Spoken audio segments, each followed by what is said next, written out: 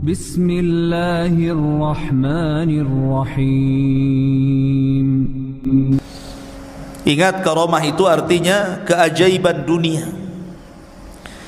Keajaiban dunia itu ada 3. Pertama, mukjizat, dan itu hanya dimiliki para nabi dan rasul. Yang kedua, karamah, dan itu dimiliki para wali-wali Allah dari kalangan para ulama dan orang-orang saleh. Dan yang ketiga, sihir, dan inilah yang dimiliki oleh dukun-dukun, bomo dan yang sejenisnya. Lah, Imam Nawawi mengakui banyaknya karamah yang ada pada Syekh Abdul Qadir Jailani. Bahkan ini pun dikatakan oleh Iz bin Abdissalam, innahu lam tatawa tara karamatu ahadin minal masyayikh illa Syekh Abdul Qadir Jailani, fa inna karamatihi nukilat bitawatur. Tidak ada satupun berita yang masyhur dari para ulama dari karamah-karamah para masyayikh yang lebih masyhur, yang banyak diceritakan manusia melebihi karamahnya Syekh Abdul Qadir Jailani. Itu pengakuan ulama besar Al-Iz bin Abdissalam itu. Bahkan Imam Zahabi memuji luar biasa. Ingat, kalau sudah Imam Zahabi yang bicara, berarti orang ini bukan kaleng-kaleng. Orang ini orang betul. Ya. Kata Imam Zahabi rahimahullahu ta'ala ketika mensifati Syekh Abdul Qadir Jailani, dia mengatakan Asy-Syaikhul Imam Al-Alim Az-Zahid Al-Arif Al-Qudwatu Syekhul Islam Alamul Awliya Muhyiddin Abu Muhammad Abdul Qadir Ibn Abi Saleh Abdullah Al-Jailani rahimahullahu ta'ala. Kata Imam Zahabi, Abdul Qadir Jailani adalah seorang syekh, seorang imam, seorang alim, orangnya paling zuhud, paling cerdas, dan layak diikuti kehidupannya. Dan dia Syekhul Islam, dan dia memiliki alamat wali-wali Allah, Muhyiddin, penghidup agama. Kunyahnya Abu Muhammad Abdul Qadir Al-Jailani rahimahullahu ta'ala. Kemudian juga dikatakan oleh Al-Hafidh Ibnu Hajar Al-Asqalani, kana Syekh Abdul Qadir Jailani mutamassikan biqawanini syariati yad'u ilaiha ila akhir qawlihi Ibnu Hajar. Jadi Ibnu Hajar Al-Asqalani sampai mengatakan dia adalah Syekh Abdul Qadir Al-Jailani, orang yang paling berpegang dengan undang-undang syariat. Bahkan dikatakan oleh Al-Imam Ibnu Qudamah Al-Maqdisi, ma'ruf Ibnu Qudamah, dia mengatakan dakhalna bi Baghdad sanata 61 wa 500. Aku masuk ke Baghdad pada tahun 561 Hijriah. Fa idza Syekh Abdul Qadir Jailani biha intahat ilaiha biha ilman wa amalan wa halan wastiftaan. Ternyata semua ilmu orang-orang Baghdad, amalan orang-orang Baghdad, fatwa orang-orang Baghdad kembali kepada Syekh Abdul Qadir Jailani. Lihat pujian yang luar biasa. Bahkan Ibnu Katsir juga memuji beliau dan mengatakan kana fihi tazahhada katsir. Beliau adalah orang yang memiliki sifat zuhud yang banyak. Dan banyak lagi tidak perlu saya bacakan pujian-pujiannya, nanti habis waktunya hanya untuk memuji beliau saja. Taib, kita masuk dalam beberapa kisah yang menakjubkan dari Al-Imam Abdul Qadir Al-Jailani rahimahullahu ta'ala. Syekh Abdul Qadir Jailani adalah orang yang sangat produktif, banyak karyanya. Di antaranya dia mengarang kitab Ighatsatul Arifin wa Ghayatu Minal Wasilin, kemudian Adabus Suluk, kemudian Tuhfatul Muttaqin wa Sabilul Arifin, Kemudian juga yang paling dikenal kitabnya adalah Gunyah li Talibi Tariqil Haq. Kemudian juga yang paling dikenal kitabnya adalah Futuhul Ghaibi. Kemudian juga Fathur Rabbani, Fathur Rabbani ma'ruf. Kemudian juga kitabnya At-Tariqu Ilallah. Dan banyak lagi kitab-kitab beliau. Artinya beliau memang produktif, banyak karyanya, luar biasa. Lah sebagaimana para ulama yang lainnya, ikhwatu fiddin muliakan Allah Azza wa Jalla, Syekh Abdul Qadir Jailani ini meninggal, ayahnya ketika baru meninggal, baru melahir beberapa bulan setelahnya ayahnya meninggal. Artinya Syekh Abdul Qadir Jailani ini yatim, dan yang mencetak dia menjadi ulama besar itu rupanya ibunya. Sering saya ulang-ulang, banyak para ulama dunia yang mencetak ulama siapa? Ibu-ibunya. Imam Syafi'i dicetak ibunya, Imam Ahmad yang cetak ibunya. Termasuk juga Syekh Abdul Qadir Jailani yang mencetak menjadi ulama besar adalah ibunya, karena dia terlahir yatim.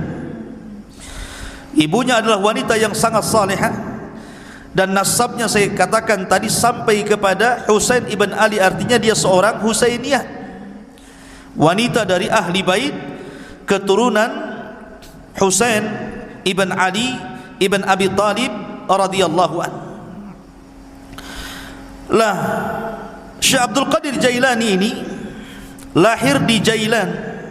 Jailan ini kalau sekarang mungkin ada satu daerah di Iran. Di Iran ada tempat namanya Jailan. Maka Syekh Abdul Qadir Jailani dinisbahkan kepada daerah kelahirannya Jailan. Maka disebut Abdul Qadir Jailani, karena dia orang Jailan, dan Jailan itu satu kota kecil yang ada di Iran ketika itu. Dan itu bukan kota para ulama. Jailan itu bukan kota para ulama, sehingga Syekh Abdul Qadir Jailani tidak puas belajar di Jailan karena itu bukan kota para ulama. Maka sebagaimana umumnya para ulama, dia pun rihlah li talabul ilmi, berangkatlah dia dari Jailan menuju Baghdad. Dan Baghdad kala itu adalah kota para ulama. Terlahir ulama-ulama dunia, ma'ruf Baghdad itu, ya. Tetapi sayang ketika diserang oleh Tatar, tentara Mongolia, maka tentara Tatar banyak membakar kitab-kitab para ulama sehingga banyak yang hilang sampai hari ini. Keganasan Mongolia ketika menyerang Tatar di zaman Syekhul Islam Ibnu Taimiyah rahimahullahu taala. Walaupun ketika Abdul Qadir Jailani hidup di zaman Khalifah Abbasiyah, dan ketika itu memang kondisinya sangat memprihatinkan karena banyak terjadi huru peperangan, di mana orang-orang Antokiyah, orang-orang Salibi itu, orang-orang Nasrani menyerang kaum muslimin, dan ribuan kaum muslimin banyak meninggal dunia. Memang banyak kekacauan di zaman itu. Tetapi walaupun demikian, Baghdad itu masih negara atau kota yang sangat dicintai para talabatul ilmi karena masih banyak ulama yang hidup di situ. Salah satunya adalah tujuan safarnya Syekh Abdul Qadir Al-Jailani rahimahullahu taala ketika usianya 18 tahun. Kemudian dia safar dari Jailan menuju Baghdad, dan dia belajar di rantau selama 33 tahun baru pulang, ya. Anda bisa bayangkan, besar-besar di jalan tuh, tua-tua di jalan, ya. 33 tahun. Coba bayangkan, ini pondok Jabal Uhud nih, tiap minggu dijenguk, kadang-kadang minta pulang. Ini Syekh Abdul Qadir Jailani 33 tahun dia enggak dijenguk sama ibunya. Betul-betul setelah dia menguasai seluruh funun ilmu, baru dia pulang menjadi Syekh Baghdad, diakui keilmuannya. Makanya salah satu syarat talabul ilmi kata Imam Syafi'i, tuluz zaman, lamanya waktu. Karena ilmu itu bukan ta'ammul tapi ta'allum. Bukan ta'ammul, bukan dipikirkan tiba-tiba dapat ilmu yang disebut dengan laduni, bukan, tapi dengan cara belajar. Salah satunya diperlukan tuluz zaman, panjangnya waktu. Maka Syekh Abdul Qadir Jailani belajar 33 tahun menguasai akidah, fikih, usul, mustalah, hadis, macam-macam dikuasai. Makanya kemudian tadi disebutkan oleh Imam Zahabi bahwa dia adalah Syekhul Islam, karena dia bidang semua ilmu syariat. Ma'asyiral muslimin, ada cerita yang menarik. Di sini mulai ceritanya nih. Ketika Syekh Abdul Qadir Jailani hendak berangkat safar dari Jailan menuju Baghdad, ibunya memberikan bekal 40 dirham. Besar 40 dirham, ikhwan. Arba'ina dirhaman itu besar, karena 1 dirham itu 4 gram emas lebih ya, 1 dirham itu. Kalau 1 gramnya itu anggaplah 1 juta, berarti 1 dirham itu 4 juta kali 40, kan begitu ya, kan besar, lumayan kan itu. Ibunya memesankan kepada Syekh Abdul Qadir Jailani, la taqdzib ala ahad, la taqdzib ala ahad, jangan kau berdusta kepada siapapun, jadi anak yang jujur. Dipegang itu wasiat ibunya itu. Berangkat dia dari Jailan menuju Baghdad. Allah takdirkan ketika dia bersama rombongan dengan orang-orang lain yang menuju Baghdad, tah bersama para pedagang, para pokoknya rombongan gitu ya, bersama yang lainnya, Allah takdirkan di tengah jalan dirampok. Datang para perampok ini, perompak padang pasir ini. Ya, bukan bajak laut, bajak padang pasir. Ya, karena di padang pasir kan itu. Jadi dikepunglah itu orang-orang, termasuk di dalamnya Syekh Abdul Qadir Jailani. Maka semua barang-barang orang itu diambil, namanya rampok. Yang ngerampok lah kan, diambil barangnya. Giliran terakhir kepada Syekh Abdul Qadir Jailani. Kamu punya barang apa? Kata Syekh Abdul Qadir Jailani, indi arba'ina dinar. Ngaku pula nih, saya punya 40 dinar. Dicari, nggak ketemu. Ya. Kamu bilang kamu punya uang 40 dinar. Kata Syekh Abdul Qadir Jailani, iya saya punya 40 dinar. Mana uang itu? Akhirnya dicari, ketemu. Ini ketua rampok ini heran. Biasanya kalau orang mau dirampok dan punya uang, pasti tidak akan ngaku tuh. Apalagi Syekh Abdul Qadir Jailani ini menyembunyikan uang itu di tempat yang sangat rapi, susah untuk ditemukan. Tapi jujur dia ingat kata-kata ibunya, jangan dusta. Walaupun yang nanya perampok ngomong saja. Itu maksudnya. Jadi rampok ini mengatakan kepada Syekh Abdul Qadir Jailani, kenapa kamu mengaku kamu punya uang arba'ina dinar, 40 dinar itu? Maka dia mengatakan, karena aku sudah berjanji kepada Allah, kemudian kepada ibuku dan kepada diriku sendiri, alla aqdzib ahadan, aku tidak mungkin dusta kepada siapapun, termasuk kepada kamu wahai para perampok. Dari situ tersentuh dari kata-kata Syekh Abdul Qadir Jailani. Maka rampok ini seumur hidup tidak pernah menangis. Ketika itu dia meneteskan air mata karena melihat kejujuran Syekh Abdul Qadir Jailani, dan setelah itu dia bertobat dari rampoknya. Perampok tobat karena melihat kejujuran Syekh Abdul Qadir Jailani. Karamah ikhwan ya. Ma'asyiral muslimin yang dimuliakan Allah Azza wa Jalla. Kemudian ketika dia sampai saja di kota Baghdad, ingat kota Baghdad itu sekali lagi itu ibu kota, kota yang metropolitan bahasa kita, semua serba mahal ya. Sementara bekal Syekh Abdul Qadir Jailani ini hanya bisa dimakan beberapa hari dan bulan, tidak bisa bertahan bertahun-tahun. Makanya disebutkan oleh para ulama bagaimana kesabaran Syekh Abdul Qadir Jailani ketika menuntut ilmu, ikhwan.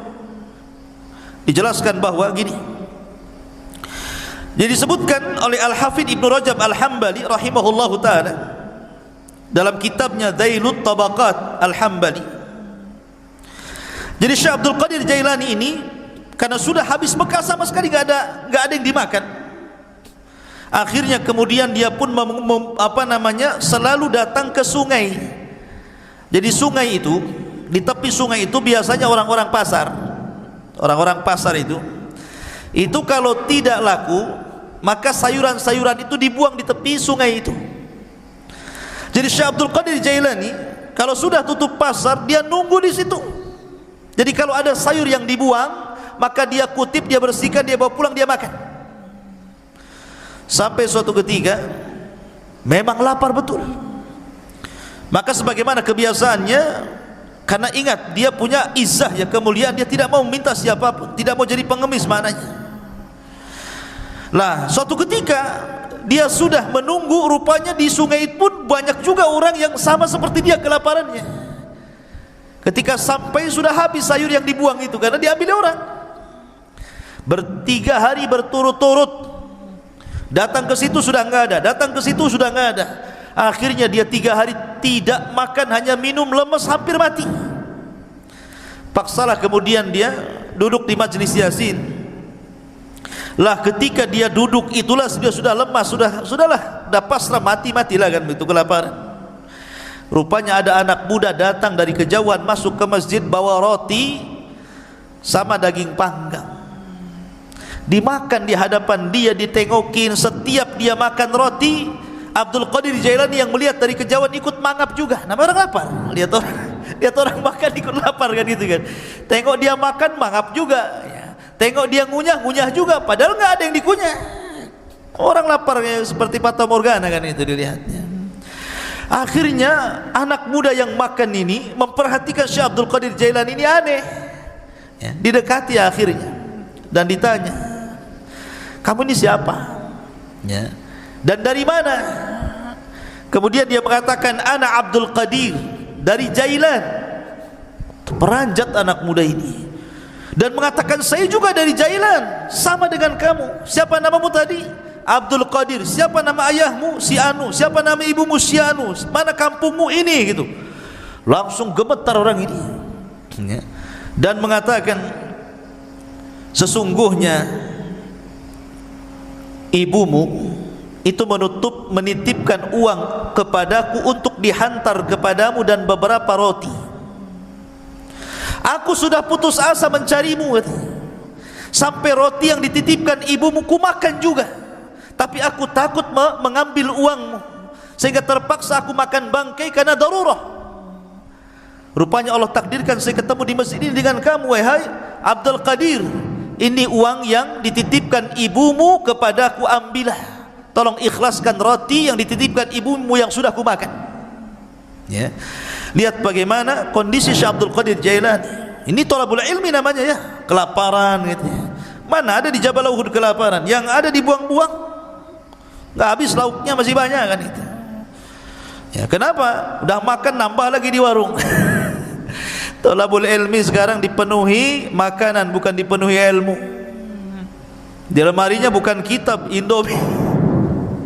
Ma'asyiral muslimin yang dimuliakan Allah Azza wa Jalla. Jadi begitulah Syekh Abdul Qadir Jailani rahimahullahu taala, kesabaran dalam menuntut ilmu. Ada kisah yang menarik juga ya kawan. Disebutkan tentang perdebatan Syekh Abdul Qadir Jailani dengan syaitan, dengan iblis. Debat dengan syaitan. Ya. Dan itu disebutkan oleh Syekhul Islam Ibnu Taimiyah rahimahullahu taala dan dikatakan oleh Syekh Shalih Al Fauzan hafizahullahu taala, ini menunjukkan bagaimana kecerdasan fikihnya Abdul Qadir Jailani. Sampai Syekh Shalih Al Fauzan hafizahullahu taala mengatakan, ini menunjukkan kecerdasan fikihnya Syekh Abdul Qadir Jailani ketika berbantah dengan syaitan. Bagaimana kisahnya? Dijelaskan suatu ketika beliau mengatakan, saya sedang safar dan ketika itu cuaca sangat panas sekali, ala harri fi ba'dil asfar, panas sekali. Tiba-tiba ketika panas terik gitu kan, karena matahari memancar luar biasa, tiba-tiba ada awan. Awan itu menaungi kepalaku, menghalangi antara terik matahari dengan kepalaku. Dari situlah tiba-tiba dari awan hitam yang menaungi diriku, kata Syekh Abdul Qadir Jailani, nada munadin, tiba-tiba ada yang menyeru dari langit sana, ada yang menyeru dan mengatakan, ya Abdul Qadir, ana rabbuk. Wahai Abdul Qadir Jailani, saya adalah Rabbmu. Maka Syekh Abdul Qadir Jailani rafa'a ra'sah, melihat ke langit dan mengatakan, antallah, la ilaha illahu, apakah engkau adalah Allah yang tidak ada sembahan berhak disembah kecuali Dia? Maka kemudian suara itu ada lagi di langit dan mengatakan, ana rabbuk, saya Tuhanmu, ana rabbuk, saya Tuhanmu. Syekh Abdul Qadir Jailani mendengarkan sampai akhirnya, setelah dia mengatakan ana rabbuk wa qad ahlaltu laka ma haramtu alaika ya Abdul Qadir, saya Tuhan wahai Abdul Qadir, aku telah halalkan yang sebelumnya kuharamkan kepadamu. Maknanya semua manusia haram melakukan ini, kau halal. Semua manusia haram memakan khamar, kau halal. Semua haram berzinah, kau halal. Pokoknya seperti itu. Tiba-tiba Syekh Abdul Qadir Jailani mendengar kata-kata, aku sudah menghalalkan kepadamu yang diharamkan aku kepada selainmu. Maka dia mengatakan, kadzabta ya aduwallah, kadzabta ya aduwallah, dusta engkau wahai musuh Allah, bal anta syaitan, engkau bukan Tuhan, engkau adalah syaitan. Fatamazzaqat tilkas sahab, tiba-tiba awan hitam itu langsung berpecah, menyebar, ya. Lah dari situlah tiba-tiba kemudian muncul lagi suara dan mengatakan, ya Abdul Qadir, najauta minni bifiqhika fi dini, wahai Abdul Qadir, engkau sudah selamat, ya. Najauta minni, engkau selamat dariku dengan kecerdasan fikihmu dalam agamamu. Laqad fatantu bihadzal hilah qablaka 70 rajulan, sungguh sebelum itu, kata syaitan, aku sudah menguji 70 orang semisal kamu dari kalangan para ulama, kalangan zuhad, dan mereka terkena fitnahku kecuali kamu, katanya, ya. Lihat bagaimana Syekh Abdul Qadir Jailani mengatakan apa? Tidak mungkin. Kenapa? Kenapa Syekh Abdul Qadir Jailani mengatakan kadzabta, dusta kamu? Karena kata Syekh Abdul Qadir Jailani, ketika ditanya maka dia mengatakan, araftu annahu syaitan. Kenapa aku tahu dia syaitan?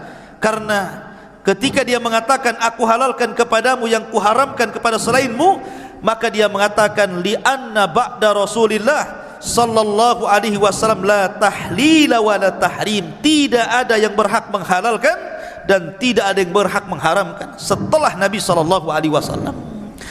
Bagaimana mungkin kalau kemudian dalam dunia tarekat, ya, di mana orang itu kalau sudah tingkatan makrifat sampai meyakini adanya hululiyah, manunggaleh, gusti, gitu ya, bahwa Allah itu betul-betul menyatu dengan badan, tiba-tiba kemudian seseorang boleh tidak melaksanakan sholat, boleh meninggalkan zakat, boleh meninggalkan puasa, boleh tidak haji, karena alasannya Tuhan sudah menyatu, ana anta anta ana, bahasanya. Saya kamu, kamu saya, katanya. Bingung dia, mana saya, mana Tuhan, karena menyatu masalahnya, ya. Makanya terkadang makin makrifat itu bukan makin baik, makin bejat, kan begitu. Karena dia meninggalkan sholat, dia meninggalkan apapun. Ketika ditanya, kenapa anda tidak sholat? Siapa bilang saya tidak sholat? Bukankah Allah yang mengatakan, inna sholata li dzikri, sholat itu untuk mengingat diriku. Jadi kalau aku sudah ingat Allah, aku sudah sholat, katanya, kan? Karena sholat itu untuk mengingat diriku. Apalagi kemudian Allah berfirman, u'budullaha hatta ya'tiyakal yakin, sembahlah Allah sampai yakin. Aku sudah yakin, ngapain aku nyembah, katanya, kan? Nah, ini kan kacau nih kalau sudah Quran dipelintir-pelintir. Padahal yang dimaksud sembahlah Allah sampai yakin, maksudnya sampai ajal. Yakin di sini maknanya ajal, kata Imam Ibnu Katsir rahimahullahu taala dan ahli tafsir yang lainnya. Sembah Allah sampai mati, bukan sampai yakin. Artinya kalau sudah yakin tidak perlu sembah, gitu ya. Nah, itu kebelinger tuh. Ma'asyiral muslimin, jadi Syekh Abdul Qadir Jailani mengatakan apa?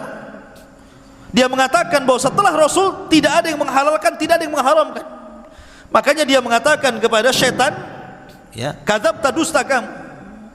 Enggak mungkin halal bagiku, haram bagi orang lain, atau sebaliknya, kan gitu.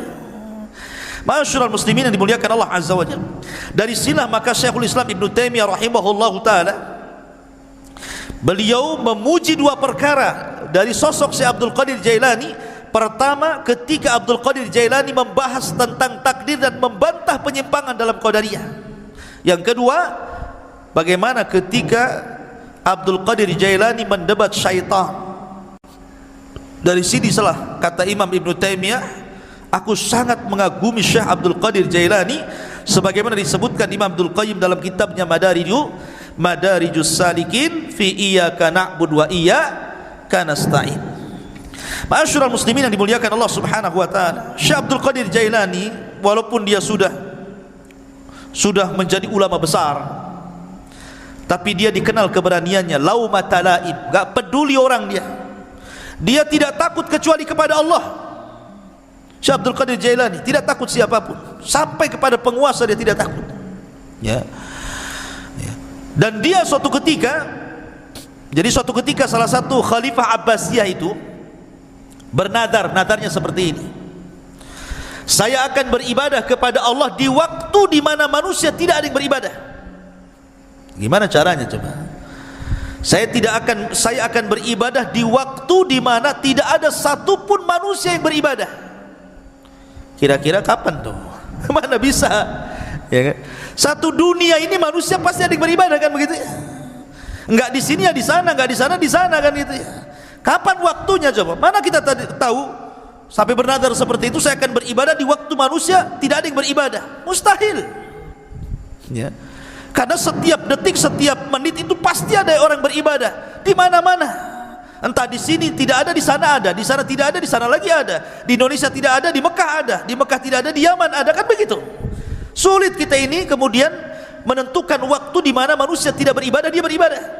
Akhirnya para ulama di zaman itu berkumpul memberikan fatwa bahwa khalifah harus bayar kafarah, karena mustahil beribadah di waktu di mana manusia tidak beribadah. Khalifah harus bayar kafarah, kafaratul yamin, puasa 3 hari berturut-turut atau memberi makan 10 fakir miskin. Tiba-tiba Syekh Abdul Qadir Jailani mengatakan, tidak ya, kamu harus tetap beribadah di mana manusia tidak ada satupun yang beribadah dengan ibadah yang sama dengan kamu. Kata Khalifah bingung, kenapa Syekh Abdul Qadir Jailani memfatwakan seperti itu? Yang lain mengatakan bayar kafarah, dia pula kau harus tetap melaksanakannya. Kata Khalifah, lalu ibadah apa itu? Kalau saya sholat hari ini, di sana sudah ada orang sholat. Kalau saya puasa hari ini, di sana sudah ada orang berpuasa. Kalau saya umpamanya sedekah hari ini, di sana ada orang sedekah. Ibadah yang mana yang tidak bisa kemudian sama waktunya dengan orang lain? Katanya, Syekh Abdul Qadir Jailani, kau harus berangkat ke Mekah, kau umroh. Setelah kau umroh, kamu harus menyempatkan untuk tawaf di saat manusia tidak ada yang tawaf di situ. Ya.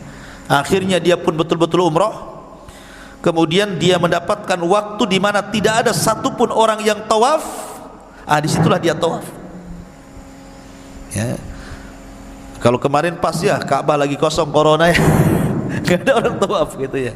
Ya.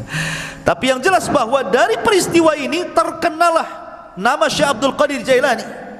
Dari kasus ini terkenal nama Syekh Abdul Qadir Al-Jailani rahimahullahu ta'ala.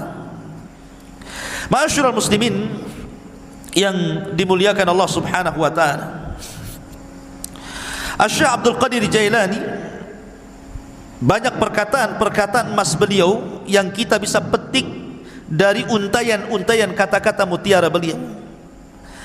Di antaranya beliau mengatakan, tir ilal haqqi bijanahi alkitab was sunnah, terbanglah kau kejar kebenaran dengan 2 sayap Al-Quran dan Sunnah. Kemudian juga beliau mengatakan, akhrijud dunya min qulubikum ila aidikum fa innaha la tadurrukum. Keluarkan dunia dari hati-hati kalian, letakkan di tangan-tangan kalian, karena kalau itu yang kalian lakukan maka dunia tidak membahayakan diri kalian. Itulah zuhud namanya, meletakkan dunia di tangan dan mengeluarkan dari hati. Sebab kalau dunia lenyap, hati tidak terganggu karena dia serahkan kepada Allah Azza wa Jalla. Itulah hakikat zuhud. Walaupun dia kaya, selama kekayaan berada di tangan, hatinya diserahkan kepada Allah. Walaupun harta harus hilang, maka hati tidak mungkin terpikirkan dengan hilangnya harta. Kemudian beliau mengatakan, la tadlimu ahadan walau bisu'i dhannikum fa inna rabbakum la yujawizu dzulma zalimin. Jangan kalian menzalimi siapapun walaupun dengan suudzon, karena Rabb kalian tidak mungkin melewatkan kezaliman orang yang zalim. Orang zalim itu terbatas, ya. Tidak mungkin kalau dia menzalimi kemudian betul-betul kita ini mendapatkan kecelakaan sesuai kehendaknya, tidak. Karena kezaliman yang dia lakukan pun sudah dicatat di Lauhil Mahfuz. Bahkan dalam khutbahnya beliau mengatakan, ayyuhan nas, wahai manusia, ya ibna Adam, wahai anak Adam, ish ma syi'ta fid dunya fa innal mauta sayatik. Hiduplah kamu di dunia sesukamu, karena kematian akan mendatangi kamu. Wa ahbib dunya mastata' fa innaka satufariqaha. Cintai dunia sekehendakmu, karena dunia pasti akan meninggalkan kamu. Wa'mal mastata'ta fa innallaha bi amalika sayuzik. Beramalah semampu kamu, karena sungguhnya Allah dengan amalanmu akan membalas seluruh amalan. Dan banyak kisah-kisah yang menarik, tetapi kalau kita melihat Syekh Abdul Qadir Jailani ini, ikhwan, dia seorang ulama Hambali. Ingat, seorang ulama Hambali. Memang dia itu punya kelebihan, kalau dia berceramah, memang dia seorang orator. Orang itu mudah menangis apabila mendengar kata-kata Syekh Abdul Qadir Jailani. Makanya kalau dia membuka majlis ilmu, majlis taklim itu, yang datang ngaji setiap kali menyampaikan kajian 70.000 rajulin, 70.000 talabatul ilmi, 70.000 para talabatul ilmi itu numplak di masjidnya itu. Coba bayangkan, sekali kajian tuh. Kalau di musim corona ya nggak ada yang ngaji, ya kan? Walaupun tidak di musim corona, siapa kecuali tabligh akbar lah ya, bukan kajian rutin. Kalau kajian rutin berapa orang aja kan itu. Ini setiap ngaji 70.000 numplak di situ, coba bayangkan. Kan ulama luar biasa. Ya, makanya kemudian terlahir para ulama dari Syekh Abdul Qadir Jailani. Dan banyak para ulama sezaman dia mengambil akhlaknya, mengambil petuahnya, dan dia pun melahirkan ulama-ulama dunia setelahnya.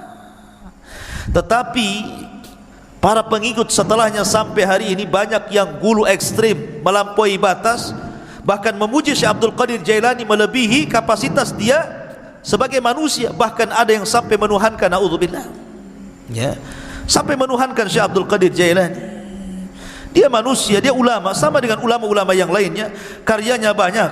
Terkadang orang-orang yang mengkultuskan Syekh Abdul Qadir Jailani, dia sendiri tidak paham siapa Abdul Qadir Jailani, bagaimana karya-karyanya, bagaimana pengetahuannya, bagaimana pendapat-pendapat dia seputar solat, seputar zakat, seputar puasa, muamalah. Kadang nggak paham, ya. Dia hanya terbawa cerita orang, terkadang cerita khurafat-khurafat yang ditimbulkan yang tidak ada sanad kepada beliau, akhirnya mengkultuskan dan sampai menuhankan, naudzubillah. Ingat bahwa manusia tetaplah manusia.